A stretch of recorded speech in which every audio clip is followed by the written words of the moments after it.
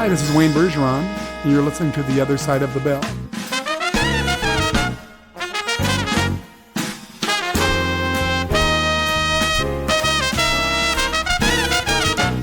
Hello, and welcome to The Other Side of the Bell, a podcast dedicated to everything trumpet, brought to you by Bob Reeves Brass.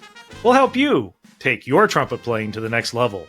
I'm John Snell, trumpet specialist here at Bob Reeves Brass, and I'll be your host for this episode. Joining me today is trumpeter Eric Baker. We'll get to Eric's interview here in a moment after a word from our sponsor and some trumpet news. Today's episode is brought to you by Bob Reeves Brass, who share your passion for creating extraordinary music. You know that feeling when your instrument just clicks and the music flows effortlessly? That's what Bob Reeves Brass has been helping customers do since 1968. We've helped brass musicians like you achieve their dreams by ensuring their equipment is always in perfect harmony. We know you want to immerse yourself in the art of music making, and we're here to remove any barriers between you and your creative vision. Bob Reeves Brass is truly your one-stop shop for everything you need to fuel your passion and create music that touches hearts and souls. So go ahead, let us help you elevate your sound to new heights. Don't wait another moment to elevate your musical journey with Bob Reeves Brass. Connect with us at bobreeves.com, shoot us an email at info@bobreeves.com, and keep up with the latest news on Facebook, Instagram, YouTube, and Twitter at Bob Reeves Brass. Embrace your passion for music and let Bob Reeves Brass be your partner in creating the extraordinary. I hope everyone is doing well, whichever part of the world you live in, and you're listening to this podcast. I've had a lot of you check in the last few weeks. We have a lot coming up. Now we're getting into a busy season. We're going to be at Austin Peay University for the William Adam Trumpet Festival, and I got some great news. We just recorded a panel discussion with some of the presenters and performers at the William Adam Trumpet Festival. And they've been previous guests before. Nice panel discussion talking about all things Bill Adam and the routine, what it is, what it isn't, and of course, the kinds of things you would expect at their festival, which is a lot. It's an amazing event. I've been to almost all of them. Speaking of which, that event is, like I said, Austin Peay State University in Clarksville, Tennessee, June 19th to 22nd. All the details are at williamadamtrumpet.com if you want to attend. And if you want a valve alignment, you go to bobreeves.com/William Adam. Shortly after that, I am going to Europe.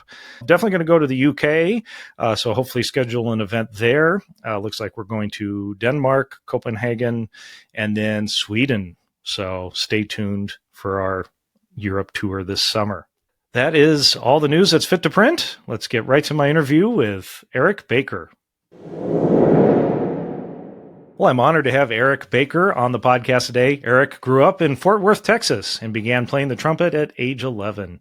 He received his BM in music education from the University of Texas at Arlington and earned his master's degree in trumpet performance from Arizona State University. Eric moved to Odessa, Texas in 2006 to begin his tenure as co-principal trumpet with the West Texas Symphony. He has also performed with the Big Spring Symphony, San Angelo Symphony, Abilene Philharmonic, the Legend Brass Quintet, the West Texas Trumpet Workshop, and the Salt River Brass Band. He also performs regularly with the Lone Star Brass Quintet, Current 9, the Pinstripes Jazz Quartet, and Emily and the Rhumba Kings. He performed with the touring production of the hit Broadway musical Chicago, and has performed on stage with the Temptations, the Four Tops, Mannheim Steamroller, and Marie Osmond. He freelances all over West Texas and is a highly sought-after performer and private teacher. He is a founding member of the Lone Star State chapter of the International Trumpet Guild, and he is the Director of Community Engagement for Music and Visual Arts at the University of Texas Permian Basin. He also serves as president of the West Texas Jazz Society. And now here's my interview with Eric Baker. Well, I'd like to welcome Eric Baker to the other side of the bell. Eric, how's it going? It's going really well. Thanks for having me. Looking great today. And let's talk about the trumpet and maybe some Instagram too. I heard you're famous there too. Oh, I don't even know if famous is the right word. You know, when my teenager tells me, "Hey, John, you need to check out this trumpet player," Okay. I like that. I like that. So we'll get to that. We'll get to trumpets mic'd up in a while here. But I want to start right in the beginning with how you found the trumpet. Yeah. Well, my parents were both accomplished, but, amateur musicians. They never did it professionally. Grew up in church. So mom was playing the organ and dad was singing in the choir, leading the choir. As a kid, when he was in college, he did take some voice lessons and was quite accomplished as a, classical tenor. So I grew up, as a 4 or 5 year old listening to Luciano Pavarotti and some of the great arias and things like that, not understanding any of what I was listening to, but just being soaked in it, And so then move to Texas, and Texas is really big on band. And so in the 6th grade, I decided I wanted to do band. And they said, well, what instrument do you want to play? And I said percussion, because that's the coolest one, and love it or hate it, those percussionists are the coolest. And my parents said, absolutely not. We went to a church then that was pretty conservative in its sound and style of music. And the drums were not something I would be probably using in that capacity. And so they said, how about something, melodic, something that can play a melody? And I thought, well, the trumpet's kind of fun. That, only has three buttons. I could probably handle that. So trumpet it was. And I was blessed to have really great teachers throughout junior high, high school. As it happened, several of the teachers that I had as the band directors had been former trumpet players, so they could give really good pedagogy. In high school, I was given like a 4 CD set of just the trumpet greatest hits, everything from Al Hirt, Maurice Andre, Doc Severinsen, all kinds of these, just a greatest hits of all the different kinds of the trumpet performers who had come before. And I just kind of fell in love with all these different styles. And so amazing combination of supportive parents and supportive teachers. Yeah. Yeah. So would your band directors give you kind of like lessons kind of thing, or were you studying privately outside of school? Yeah. My first trumpet teacher was Alan Wieger, and he was just fantastic in junior high. Taught me all kinds of good things. And then I had a couple different teachers in high school as well, who, modeled that. So I was fortunate to get private lessons. And then, the directors would still play and, jump in the jazz band and rip a high G or something every once in a while just to inspire the kids and get them excited about what you could maybe do someday. And we just had a lot of fun, and it was a very encouraging spot. I was also given opportunities because I had shown that I was really interested in music education. And I remember in high school, the director asked me one time to guest conduct a piece on one of our concerts. And he had selected a few students from the band that he thought might want to get their feet wet with that before they even went off to college. And he gave several of us opportunities to conduct and to lead. And, if I was up there, he would just swap places with me. He'd go sit in the trumpet section, and I'd get up on the podium and slice away at the air and, make all kinds of terrible decisions about how to conduct the band. And he'd just gently coach from the back and, well, maybe you could try this. And, can you hear how out of tune this person is? And, let's work on this section. And, all done with a lot of love and a lot of encouragement. Wow. Sounds like you owe a lot to your teachers. I do. Randy Tierce, my high school director, and a couple others, Jerry Hull in junior high, and just, people who did years and decades of good work teaching and inspiring and pumping out tons of great students. But also, fostering that the different interests, not just, hey, is our band going to make state or whatever. Boy, that's a big part of it, isn't it? Yeah. Kind of lose the what's the idiom for forest for the trees, something like that. English is a terrible language for me, but you get what I'm saying. Yes, I do. Yeah, we all struggle, and that is definitely it's a bit of a trap sometimes. Texas is well known for its music education, and I'm blessed to have been a student of that and a product of that. But you also get constant grading and evaluation, and you have to go to contests. And if you get ones, and maybe you're going to have a job next year. And if you don't get ones, you might not have a job, and there's a lot of pressure. So you can see the immense difficulty sometimes of just being able to teach music. And I know that all of my music educator friends in Texas and across the country really just love to teach the music, and get kids inspired. So, and I think they're doing great work despite a lot of the evaluations and contests and things like that. Mm-hmm. Yeah, and I mean the kind of the proof there is we just were at TMEA a few weeks ago, and we have a lot of international listeners, and people would say, "Oh, music education is dying," or classical music is dying, things like that, or wind band music, choir, you name it. Conference, what is it, 20-something thousand people, and vendors, and master classes, and the state bands and choirs and things like that. It's huge. The joke is there's nothing small about Texas, but they're doing something right, because to see that many young students interested and capable on their instruments is really inspiring. Yeah. So, and I've, again, gone to so many TMEAs, and it is a great place to be inspired, and just to talk about various evaluations and contests, I think when it's done right, it can actually really help push and drive the best kinds of teaching. Something to strive for, a target to give a student, those are good things. And so I'm not necessarily, I don't want to say anything negative about the various, in Texas, we have things called UIL, or as you mentioned, TMEA. And these are, sort of cousin entities that deal with a lot of music and sports competitions. And when it's done right, it can be done very well. And TMEA is the proof of that. Students are performing at incredibly high levels. I made the AllState band once in high school as a senior. My wife was in the AllState choir for 2 years. She made it as a junior and a senior. And our daughter this year made the AllState choir for the first time as a sophomore. So she has a potential to be a 3-time All-Stater. Congratulations. Yeah. You can tell which parent won out on that. None of my girls play the trumpet. They're all singers. I love it. Mom won. She always does. Yeah. She always does. So you were in that system. You said you played in the All-State groups. So what, did you know this is what I want to do for the rest of my life? I mean, was that level of passion there at that young age? In some form. Yeah. In some form, I knew it was going to be music. I told you, you start band in 6th grade, but in 7th grade, you can be on the football team. And so I tried out for the football team, and in 7th grade, they take everyone. And so I made the football team. But at my junior high school, we had an A team and a B team. And the year that I started playing football, they added a C team. And I'll tell you which one I was on. And so I had zero ability to play football well. I was out there at every practice. I was suited up early. My dad would drive me out there at 5 a.m. to get to school early and practice. And I gave it my heart, and I was just awful. Meanwhile, I'm getting kind of good at this trumpet thing. I'm like sitting first, second chair in the band. I'm getting solos. Things are going well. And so it comes to the end of the season. They're like, well, you going to sign up for next year? And I look at my dad and said, I think I just want to do music maybe. He says, yeah, son, I think that's a pretty good idea. So the athletics thing was not an option. So that severely reduced my abilities as a career. And growing up again, like I said, very much inspired by music. So I knew I was going to do music, and got out of high school and was pretty convinced I was going to be a Texas band director.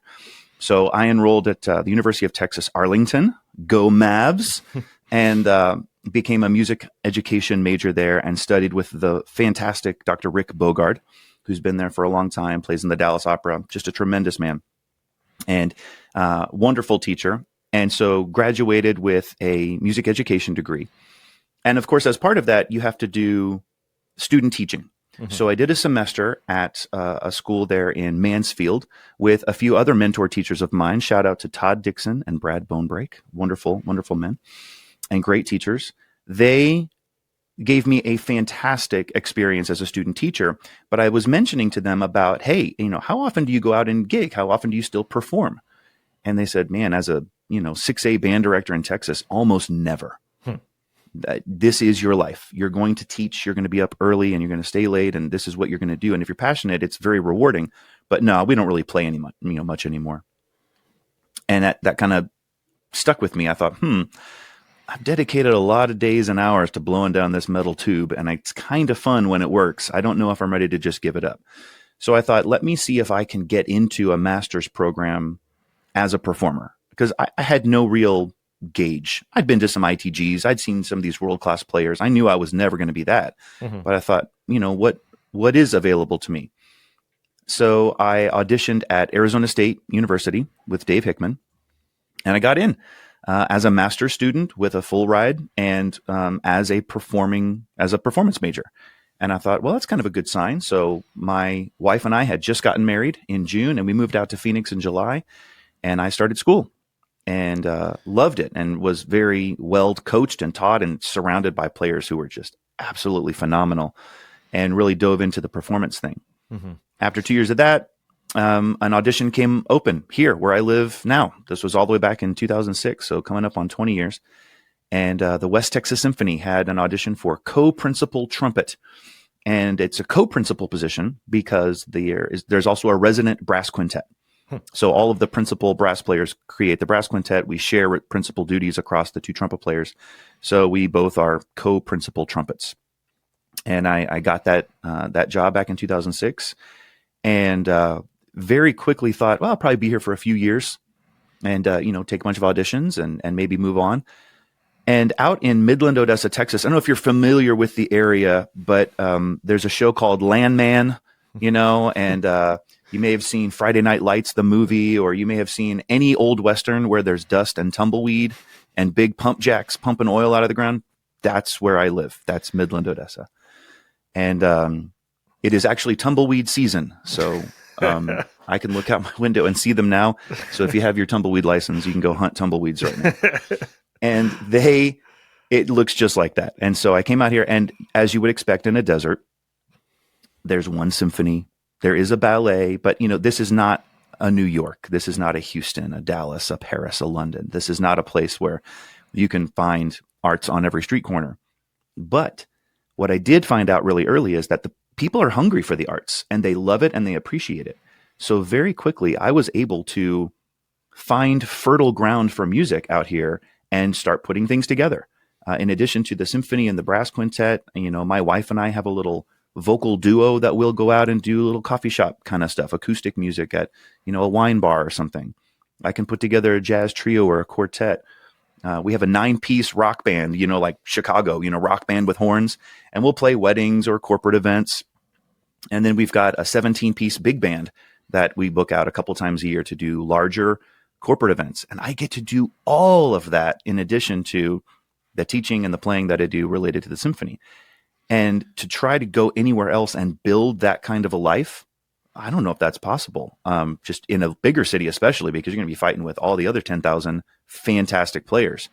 But coming to a town, investing here for 20 years and falling in love with the people and the opportunities here has been just a joy for my life. So that's kind of like where I started music all the way up till today. That's it. That's incredible. And I mean, such great advice there because we get, we're out here in LA and so many young players come out here trying to make it, and not to step on anyone's dreams, because if you want to be the next Wayne Bergeron or the next Malcolm McNabb or John Lewis you have to do that in New York or LA.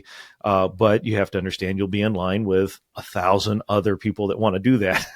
That's right.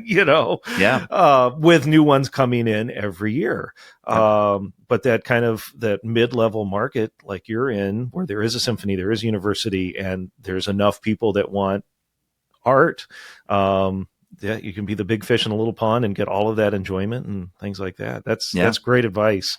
I want to back up a little bit because you were being an education major. I know at least some of the places I went to school, they were kind of, second rate to the performance majors, not in terms of ability, but in terms of how they were treated by the school, their performance opportunities, things like that.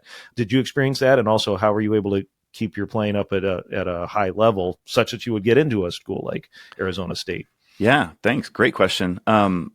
So in that area of Texas, you do have several really fantastic music programs, all within an hour of each other. Mm-hmm. So you've got University of North Texas in, north of town in Denton, SMU, TCU, UT Arlington, probably a few others that I'm just blanking on right now for the sake of brevity, but all of those places are putting out incredible musicians and music programs.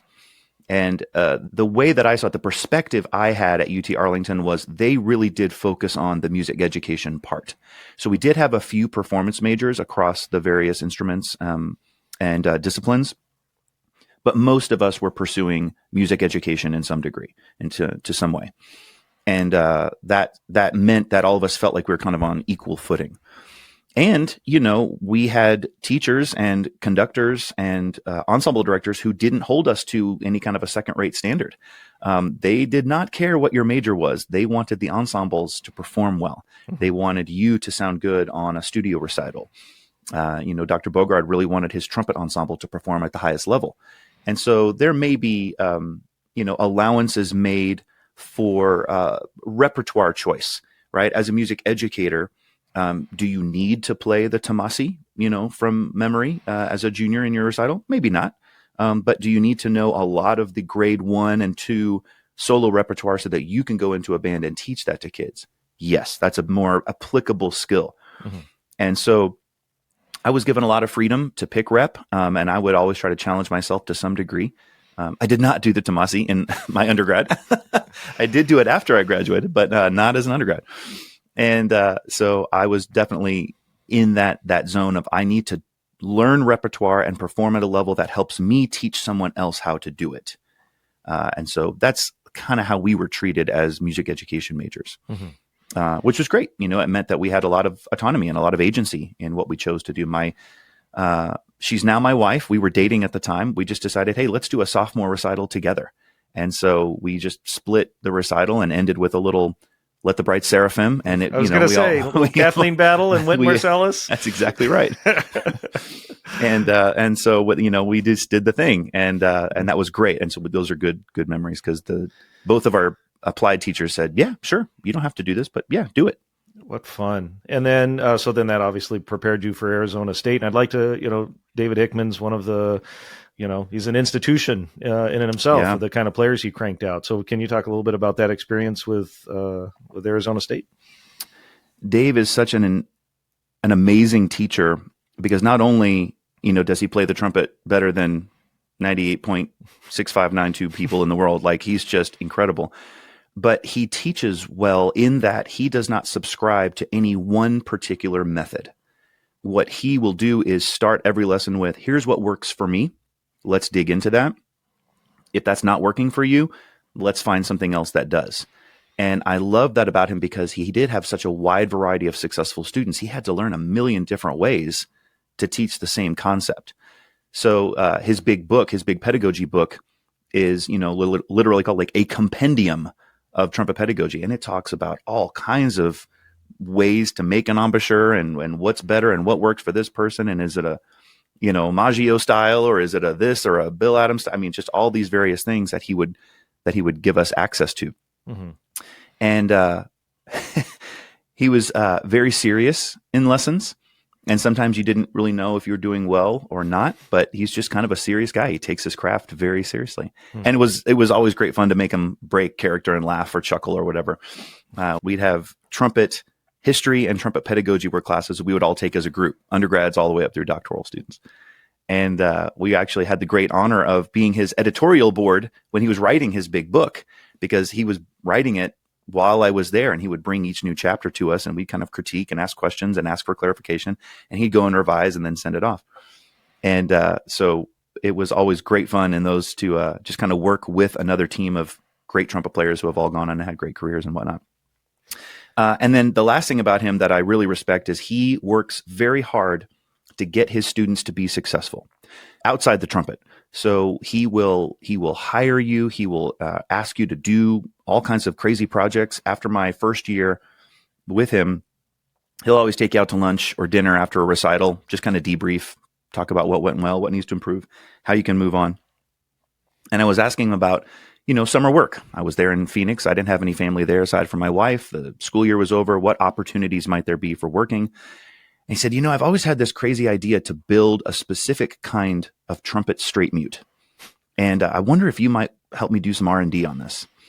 And I thought, sure. Like, what do you have in mind? And so we kind of talked it over, and he hired me to just go mess around for, about a month or two and come back with prototypes.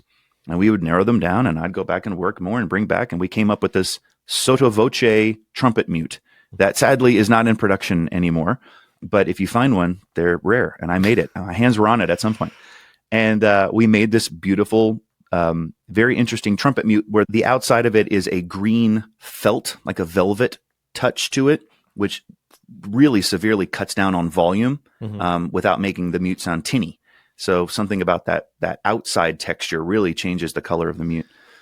And so we sold them for many years, and I just make them on the kitchen table and do that. And it was kind of a fun thing. And he's always looking for ways to innovate and get his students to do unique things. And I really appreciate that about him. That's amazing. So you turned into a mute maker for a summer and then on for a while. Yeah. I probably did it for 10 years or so before it just became a little bit too much. Yeah. Yeah. And I have to ask, because I see some the photos on the wall behind you, there's some DCI photos. Yeah. Was that you in there? I'm in there. There you go. So I marched with the Cavaliers for 3 years. I've got my greens there, and then behind me are the pictures. That was during college. So I marched the seasons 2000, and then I skipped 2001 to go on a trip to Germany and Switzerland with the UTA Jazz Band, which was pretty fun. And then I marched again in 2002 and 2003. So we were world champions in 2000 and 2002, and then we came in second in 2003. Fantastic time. Again, mostly because of the people.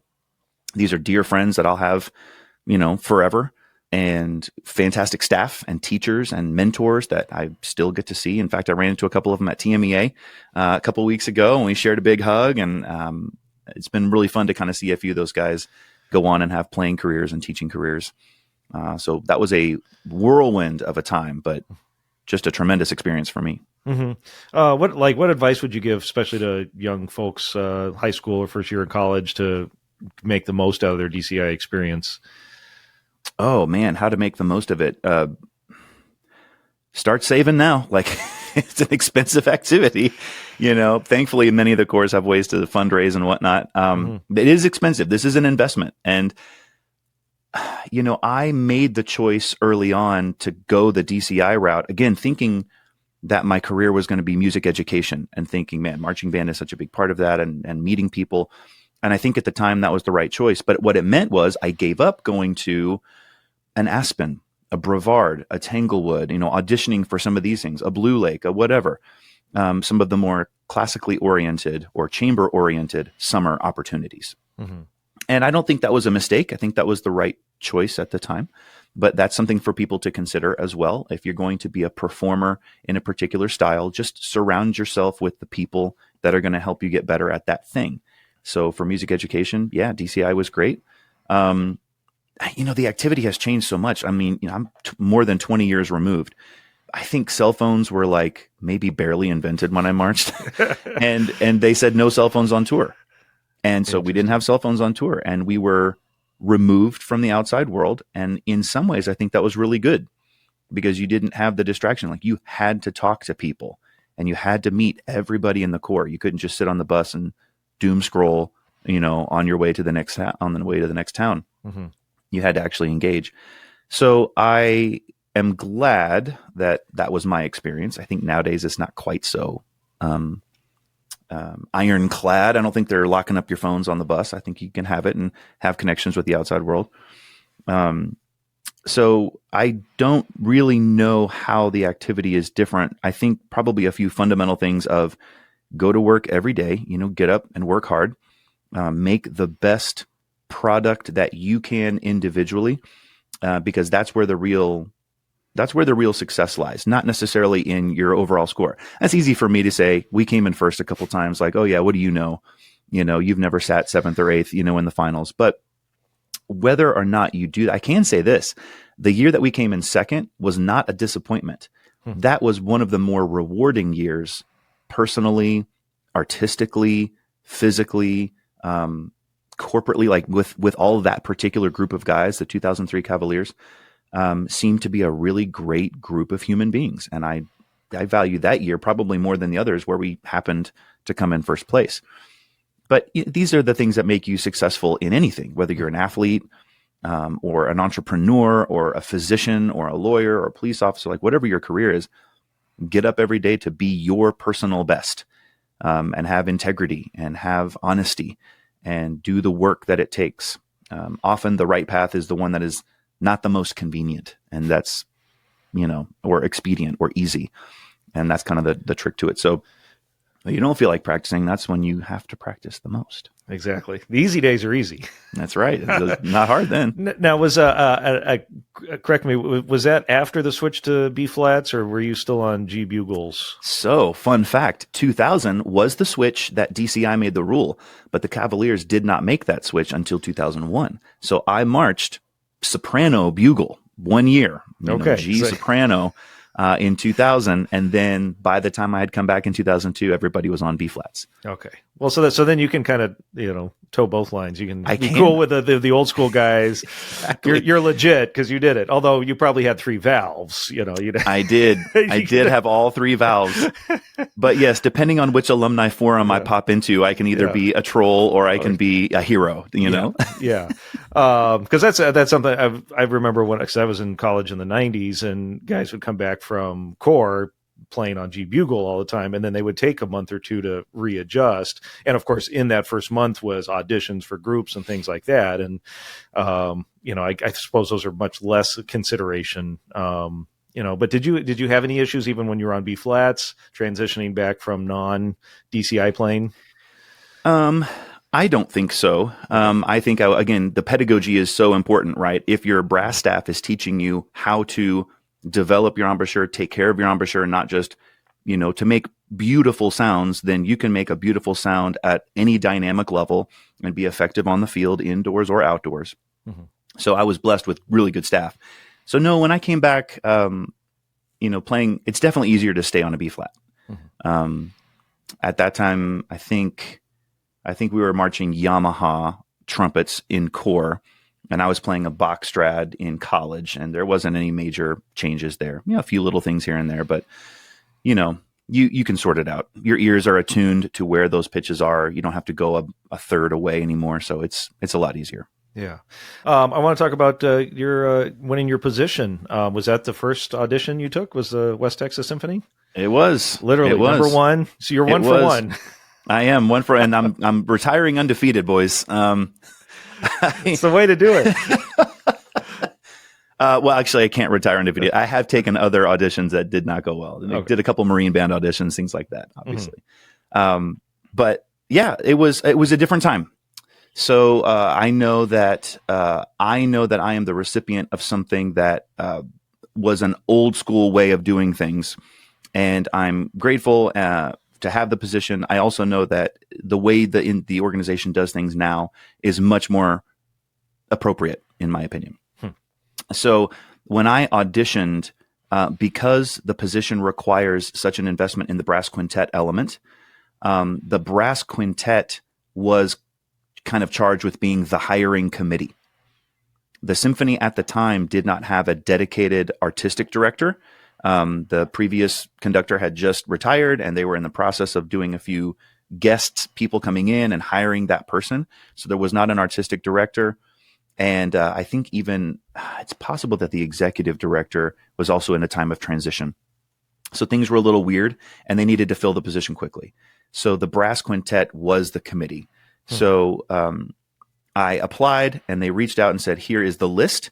And it was, again, 50% excerpts, 50% brass quintet repertoire. And the repertoire for the brass quintet was all the standard hits, some Benka Sangalator, some Ken Zona Bergamasca, some Malcolm Arnold, but then it had a lot of pops stuff on it as well. They, can you improvise? Can you blow over some changes? So it did some like Ellington arrangements and things like that. And then all the standard orchestra rep. And I got hired. I went out and I just did a little mini session with the brass quintet as the audition. I don't know how many other people auditioned. I don't know how many other people applied. All I know is I was there. It was almost like a personal catered situation. I played with them. They asked me to step out for a few minutes, and they came back and said, we'd like to offer you the position.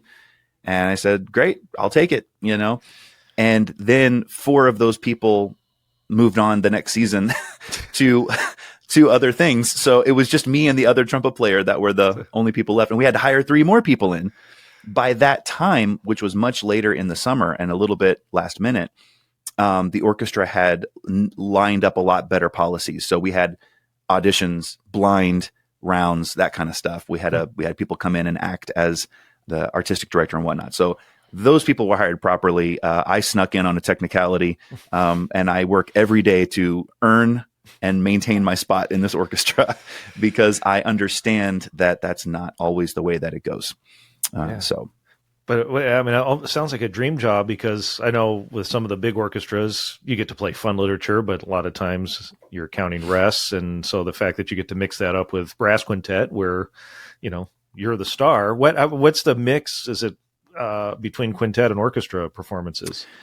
That's a great question. It varies. So the quintet does 2 recitals each season.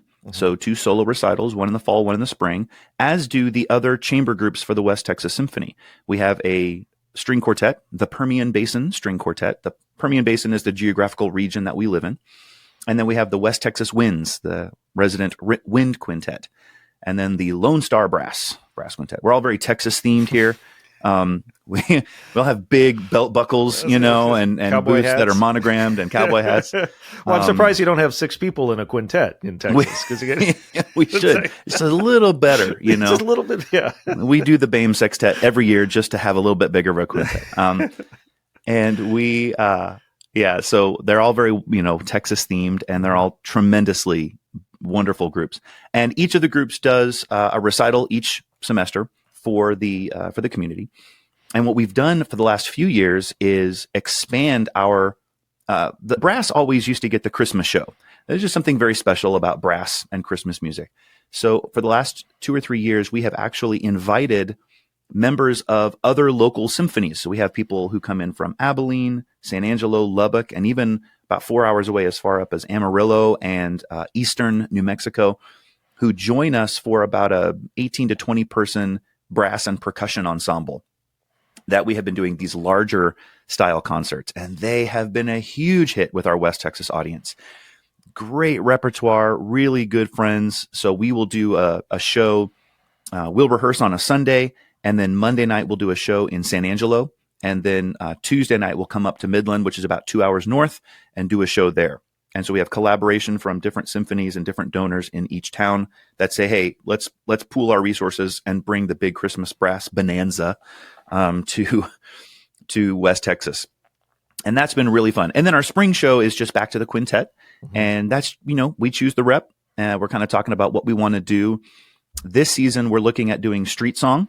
We know that Michael Tilson Thomas has just kind of announced that he's winding down his career. Mm-hmm. And that's a huge loss for a lot of us trumpet players and, the artistic community. Yeah. So we want to do street song to kind of honor him and talk about his legacy. There's a really fun John Mackey piece that we have for quintet that we may try to draw out. Last year, we did something that I thought was really fun, and I would highly recommend it for anybody if you have this ability. We did an audience choice recital last spring, and I got this idea from a chamber group that came to West Texas out of New York, and they're called Shuffle Concert. And it's a mixed group. There's a violin, cello, oboe, piano, vocal, I think 5 or 6 of them. And what they will do is when you walk into the concert, you'll get your program, but it looks like a menu, and every program is hand numbered. So you're number 1, number 2, number 3, number 4. And they will just have a random number generator on their phone, and they'll say, okay, number 3, you get to choose the next song that we play.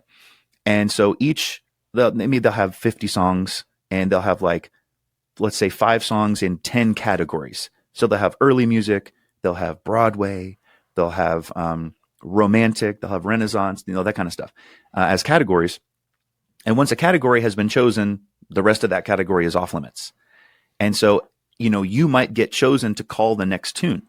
And it's not too difficult to pull off. The brass quintet, it took us about 3 minutes to pull 20 songs that we gig with and play with regularly, all the standard hits of the repertoire, and put them in 10 categories. And the second half of the concert, we just let the audience choose what they'd like to hear next. And so we had prepared 20. We knew we only had to play 10, so we weren't going to be there all night. And it worked out really well. The audience really enjoyed being a part of what we were playing. Mm-hmm. And so, if you do that regularly, you never will get the same concert exactly twice. So it adds a little bit of variety, but in kind of some controlled parameters. So that was a big hit, and I would like to do that again sometime in the next few years. That's a great idea. Yeah. What was the name of that band? The Shuffle Concert. Shuffle Concert. I have to look out for them out of New York. That's a great idea. I hope they're still going. It's been several years. We hosted them out at the college that I was teaching at for a long time, and haven't seen them in a while, but they were just a fantastic group of musicians, and their arrangements were fresh and unique and different. I think the piano player was also the composer arranger. So they had great charts, great repertoire, and they made it really fun for the audience to get involved. Yeah. And, that's so important nowadays, because the days of the orchestra is going to sit down and we're not going to look at the audience, and the audience is going to sit down and they'll look at us, but, we're not going to acknowledge each other's presence until after the concert. I don't know. I think we need to get away from that a little bit. Yeah. Well, yeah, we were talking earlier about making classical music relevant. And I remember, again, not to say negative things about one of my favorite brass quintets, but I remember I was in high school and saw the Empire Brass, and they did an hour and a half of Bach. And technically and musically, it was astounding. But I mean, I, as a dumb high school kid, was bored to tears 20 minutes in, and you looked around at the audience and they were bored to tears, Yeah. And again, the playing was first rate, but you superb. want to fill halls, you need to do other things, I guess is my point. Yeah.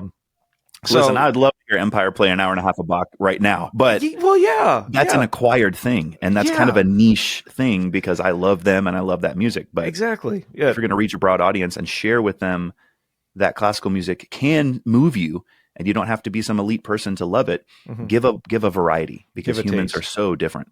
Give a taste, yeah.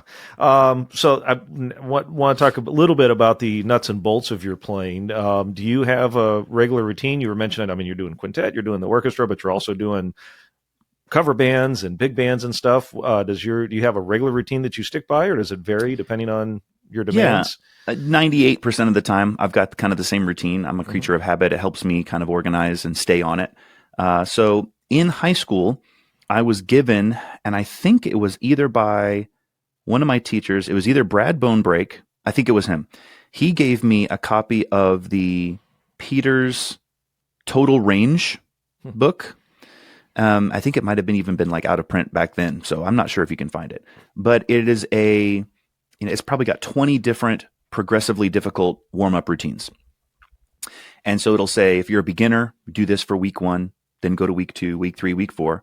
If you're an intermediate, you can go week 1, 2, 3, 4. Advanced, week 1, 2, 3, 4. That's 12. And then there's like a professional level or something that you can do forever, that kind of a thing.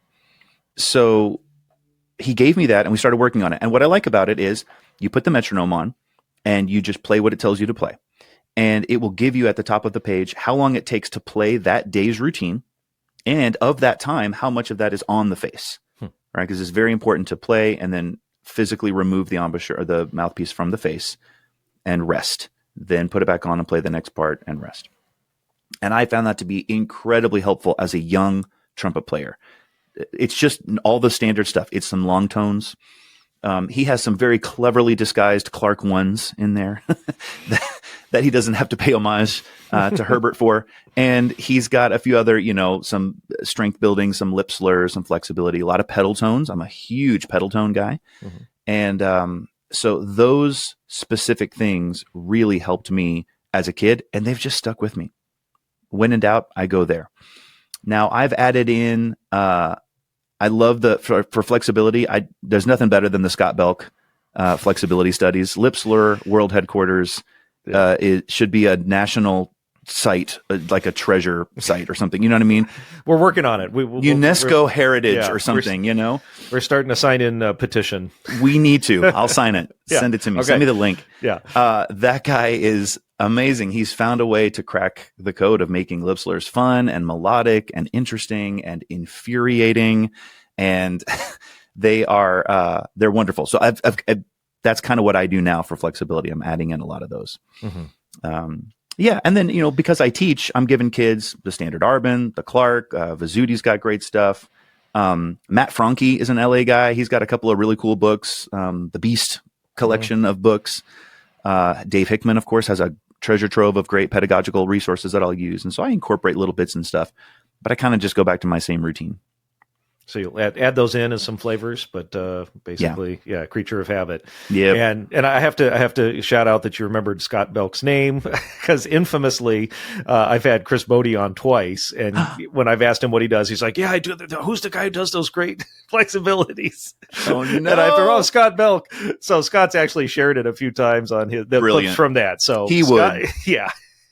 There's going to be a reference to that in his third book. You know, there's going to be some kind of a, what's that name again? Is going to be the name of, But he plays them. That's the thing.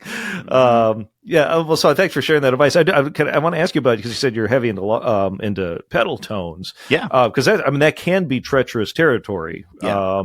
And screw up your playing. What's the proper way to do pedal tones? How do you use them?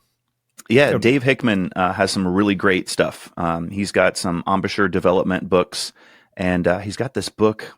It's like it's a collection of 5 volumes, Trumpet Lessons with David Hickman, and he talks about it. And so there is kind of a pedagogical approach to pedal tones that I think work really well. And for me, the emphasis is on the bottom lip, and not to get too boring, but this is kind of how it works for me. When I'm engaging in some of those pedals, and I'll do what you call like the false pedals. So on the trumpet from F natural down to D flat, in kind of the no man's range, I'll go ahead and play those with the correct fingerings. And what I'm doing there is I'm trying to bring the jaw slightly forward, making sure my top and bottom teeth are aligned, and the pressure is not so much the mouthpiece coming to me.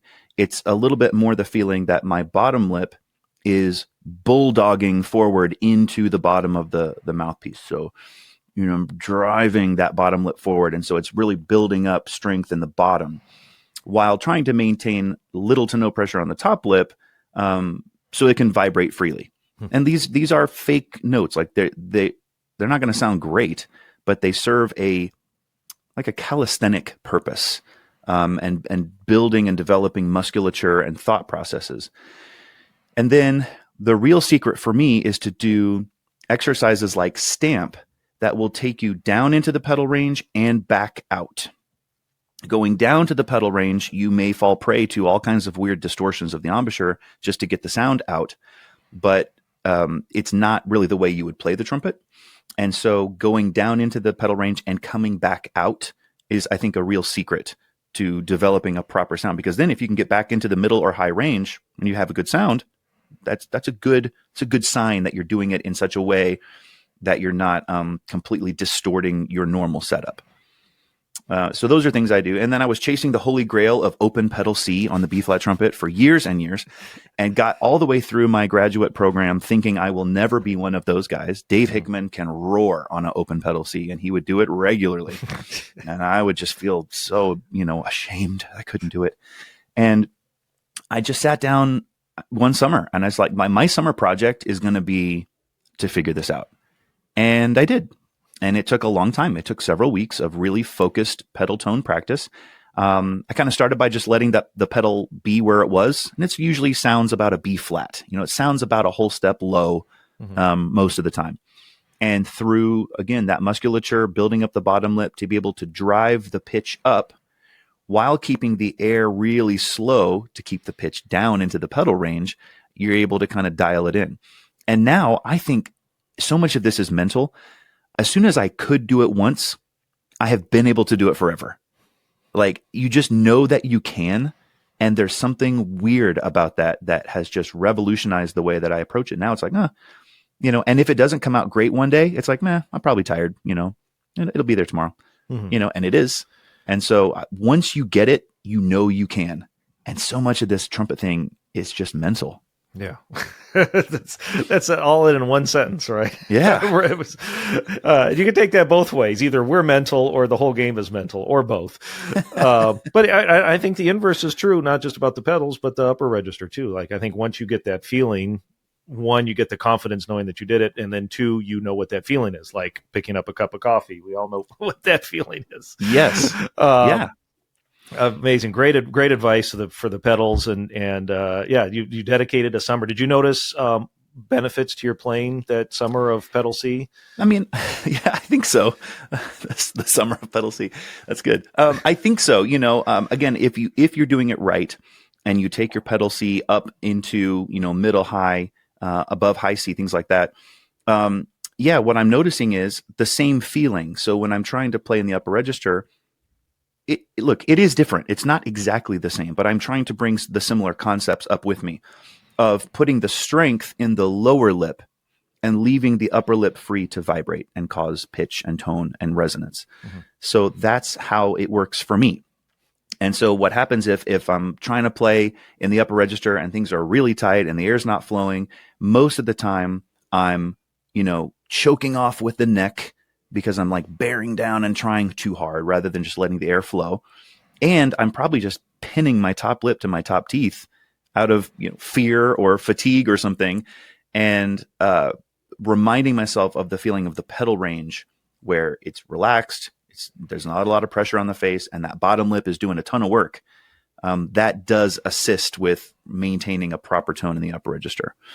But again, that's me. I'm also a big mouthpiece buzzing guy, and I know some fantastic players who say, no, never buzz the mouthpiece. It does damage. I don't know. I'm a mouthpiece buzzer, and it works for me. And I notice when I go a long time without making that part of my daily routine, things don't work as well. So usually just like long tones and stuff on the mouthpiece before I get into the routine. Mm-hmm. Well, yeah, great advice. And all that trumpet stuff is great, but let's talk about what's really important in this world. Getting millions and millions and millions of views on social media. Yes, social media, one of the great institutions that humanity has created, right? When you started at 11 years old and picked up the trumpet the first time, did you know that millions of people, did you even know what going viral was at 11? No, absolutely not. No, Facebook came out when I was in grad school. Yeah. Like my first Facebook account, you had to have a college email address, So no, none of this was a thing. So what got you started doing your trumpets mic'd up and recording your rehearsals and things like that? Well, I have always been attracted to the musical comedians. I have always loved P.D.Q. Bach. I have found that to be so clever that you don't have to sacrifice great musicianship to make people laugh and have a good time. And it gets back to that idea we talked about, let's all come to a concert and not acknowledge one another, and you just have to appreciate what I'm doing because I said it's really good. Let's not do that. Let's bring people in a way that's authentic and fun. And you don't have to sacrifice your art to do that. So I've been attracted to, P.D.Q. Bach, Victor Borga. I would watch that stuff all the time, and he would just make me laugh. There's people like that. And I've always wanted to do that. I've always wanted to figure out a way, how can I combine music and humor together? So a couple summers ago, I was watching a baseball game, and or maybe I was, again, probably scrolling social media, and often you'll see baseball players or hockey players or football players mic'd up, and you get a little taste of what's happening out on the field or on the sideline. And I just kind of had the thought, could you do that in an orchestra? Could I make a funny video that mics up the trumpet section? And so I took it to my co-principal, Dr. Ben Fairfield, and I said, hey, you want to do this? And he's like, I mean, yeah, sure. No one's going to watch it. Fine, whatever. Who cares? And I said, yeah, but probably, but let's see what happens. And so I just put mics on us and just captured just the stuff we do, whether the mics are on or off, we're doing that stuff in the trumpet section. I mean, it's just kind of who we are. And it started to kind of pick up.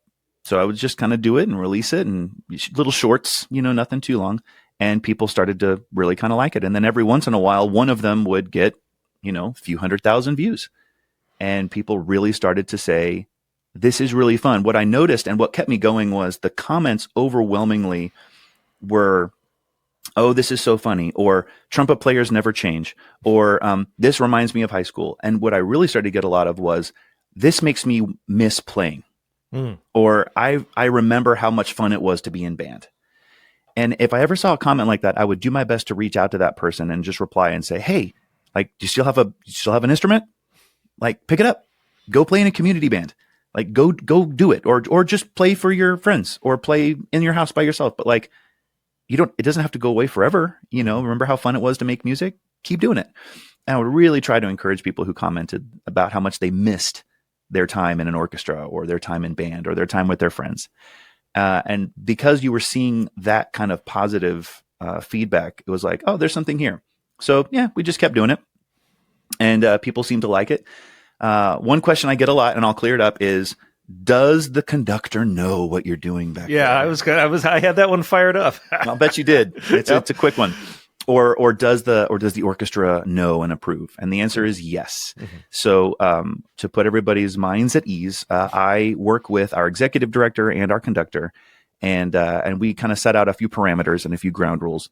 And we want to do that. We want to make sure that any kind of a pot shot is at my own expense. And so what you'll see if you watch those is a lot of me, miscounting a rest, or missing a note, or forgetting what transposition I'm in. Just stuff that does happen from time to time. Mm-hmm. And it's always in a rehearsal. Very rarely do I ever do a performance. The Horsehead video is a performance. I took a risk on that, but I also let my executive director know ahead of time that I was planning on doing that. And we're all trying to navigate social media. We're all trying to navigate together. How can we bring an orchestra experience to people who may not know what it is, or they hear an orchestra and they get turned off immediately because they've had a bad experience? How can I bring this to them in a way that they will understand, and break down the barrier of, oh, orchestra people are really stuffy and they're really serious and they don't have fun, and you're not supposed to have fun when you go there. And I just want to tear all of that down. I want to do what I can to make social media a positive place. So I don't do anything political or religious. It's just fun. I'm going to do what I can for my tiny slice of the internet to hopefully just be a fun, family-friendly place. So I post a little bit of my family. I post some of the trumpets mic'd up stuff. And that's intentional.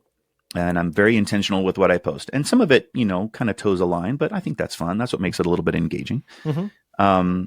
But yeah, we all agree on what the parameters are. And as long as I'm kind of abiding by that, then I'm hoping to bring good exposure to the orchestra as an institution, and then also to my orchestra as a specific organization to say, come see the West Texas Symphony. Mm-hmm. Come see us. Come visit with us.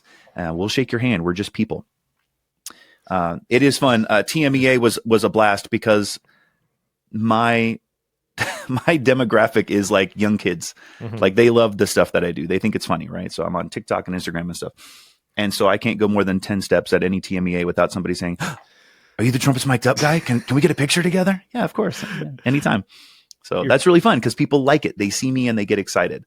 And that's a good feeling, Yeah. And the way you're doing it, how you're intentional with it. And I love the ones where you pick your daughter up from school and you play something. I mean, you have to have the coolest daughters in the world to let you get away with stuff like that and let you back in the house. Oh, yeah. No, you've nailed it. I am so blessed. We talked earlier about how all my daughters have chosen vocal rather than trumpet playing or brass playing.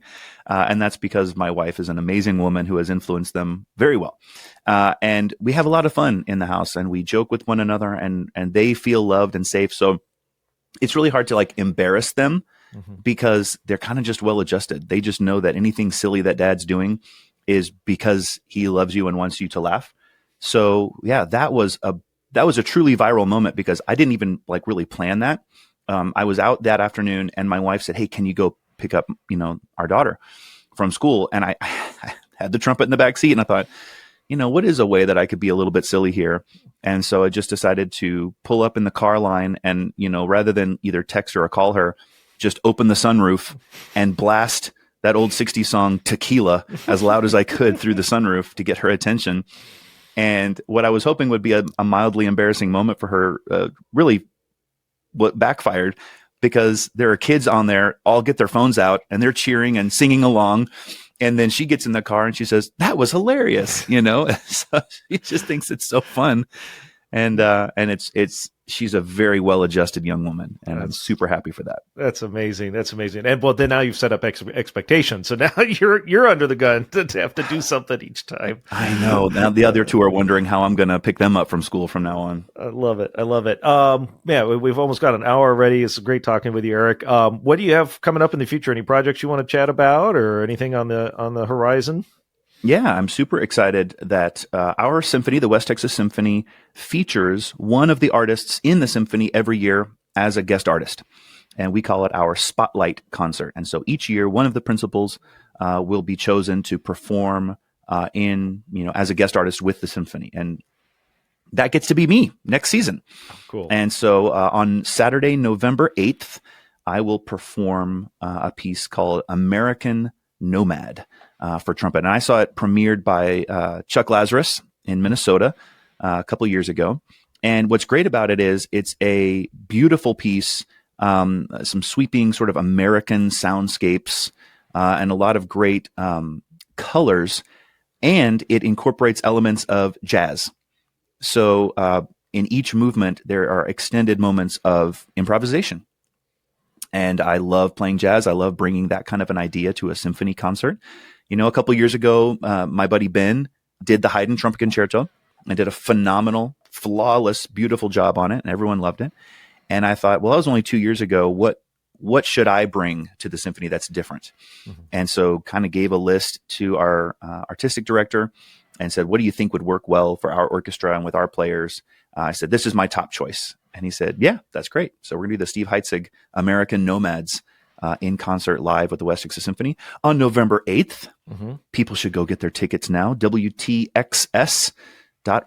And you can get tickets to November 8th. What fun. And are we going to see some Instagram clips of your rehearsals? On that one. Yeah. You know, again, whatever I can get approved and whatnot. And we'll do little bits here and there, but hopefully they'll let me show a little bit of that. I can tell you now, and the symphony has the Rite of Spring coming up next month. Mm-hmm. And there's no chance I'm going to be recording or fiddling with any of that stuff during that rehearsal because I'm on the piccolo trumpet part and I'm going to need every brain cell that I can muster to do that. So probably will not be doing any trumpets mic'd up during the Rite of Spring, but it takes 5 trumpets and I only have 4 mics. So, you know. Okay. I think it's time to expand. I think you need an intern, social media intern. Oh, that's a good idea. I didn't think about that. I need to outsource some of this. Have your film crew show up to rehearsal. Could you imagine? Once you make it on social media, you're a big person. You know, I'm already getting eye rolls from the oboe section. You know, right. I don't need them fighting with, some guy with a boom mic, and big old lights. It's like Drive to Survive for the F1 fans out there following around the F1 drivers. Mm-hmm. Well, man, absolute honor having you on, Eric. Oh, we didn't talk about equipment. If you could real quick, I know you're a Bach artist, right? Yeah. Consumer artist. Talk about the equipment you're using, mouthpiece, all that stuff. Great.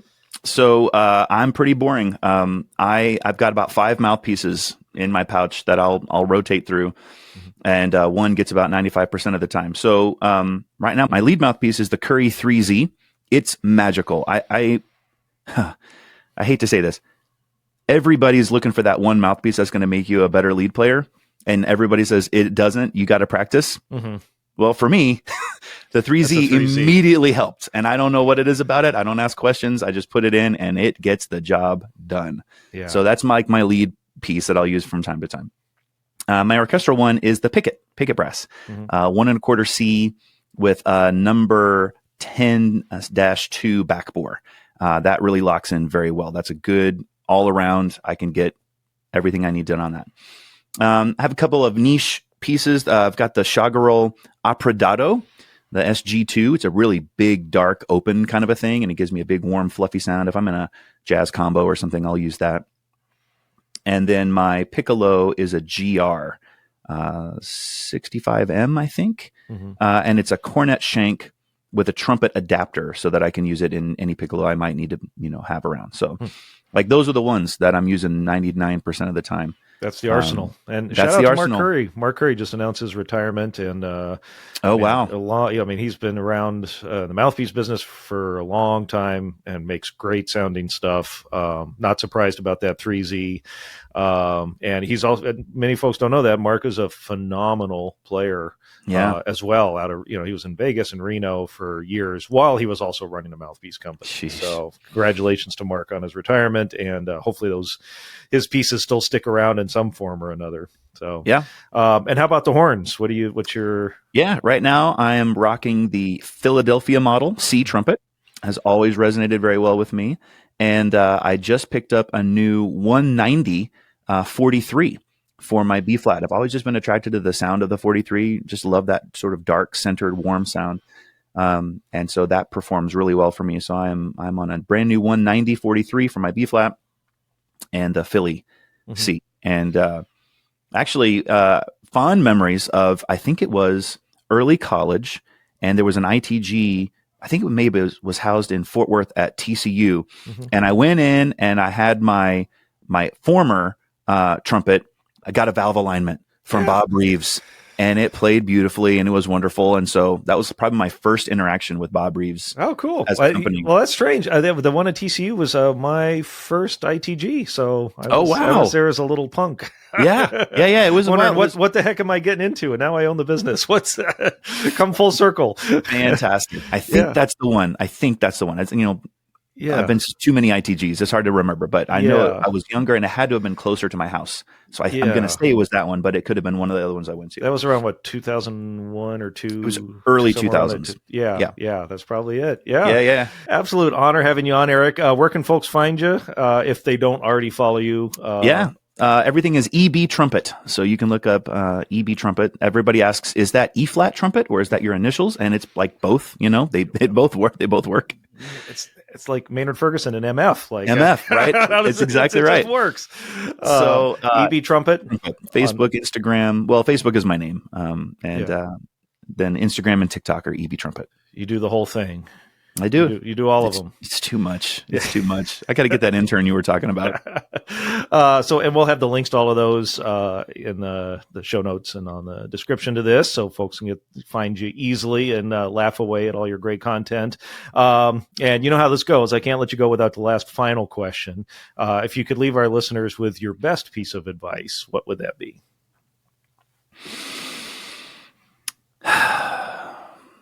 The best piece of advice, I'll just say for living, is to figure out your why. Like, why do you get up in the morning? For me, it is to empower others to do the things that inspire them. So it makes sense that my job is to be a teacher, right? That my vocation follows my purpose. I like to help other people get excited and do things that make them well. And I am living my best life when I'm living in that.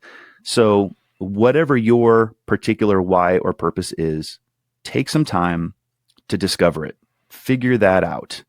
And then it will help your musicianship and your trumpet playing and your relationships and your careers, but figure that out, do some homework and figure that out. And I think that's a really good piece of advice. Wonderful, Eric. Like I said, honor having you on here. Can't wait to see your next Instagram post. And maybe at November 8th, I can get out and see you. Come on. It'll be great. Play the piece. Yeah. Absolutely love it. Thank you so much, Eric. My pleasure. Thank you so much. Well, what an honor it was to have Eric on the podcast. And the funny thing is, just a few weeks before our interview, we were both at the TMEA, the Texas Music Educators Association event, and didn't cross paths, which also shows how big that event is. I think there's 27,000 people or something crazy that goes to that. So he ended up a few booths away from Bob Reeves Brass. But long story short, we didn't get to meet each other until we were on screen together. But I love this interview for a number of things. First of all, I mean, a lot of you, if you're on social media, already know of Eric and his shenanigans in the trumpet section and picking his daughter up from school and things like that, thanks to his Instagram reels and TikTok. But if some of you that aren't on social media, may not have any idea who Eric is, I'm glad to have him on because he's one of those players that, it was really interesting to talk about how he was working his way up the ladder, so to speak, in auditions and up the chain of symphonies and fell in love with West Texas. As he said, he plays in a great symphony. They've got a brass quintet that performs regularly. He can play jazz. He can play lead. He can play Latin. He can do all the kinds of things that you wouldn't necessarily be able to do if you're playing in a bigger market like Chicago or LA or in Europe somewhere. Plus he teaches and has family time and the domestic side of things. that a lot of times we either don't get talked about on this podcast or in your trumpet lessons, things like that. So I'm really glad we had that discussion because, there's nothing wrong with dreaming about playing principal with Chicago Symphony Orchestra, something like that. But on the same token, there's a lot of other fulfilling career choices out there for you. So glad Eric was open and honest about his career choices and the paths he took. And also, nonetheless, a fabulous, fabulous player. So follow Eric on all of the places. We'll have the links below in the description. EB Trumpet for E-flat or Eric Baker Trumpet. And please follow him. It's great content. He's hysterical and really, really makes playing the trumpet joyful because it shows almost on a daily or weekly basis. We're all the same. All of our experiences and rehearsals and in sections are pretty much all the same. So things that tie us together. Huge thank you to Eric. Thank you for listening.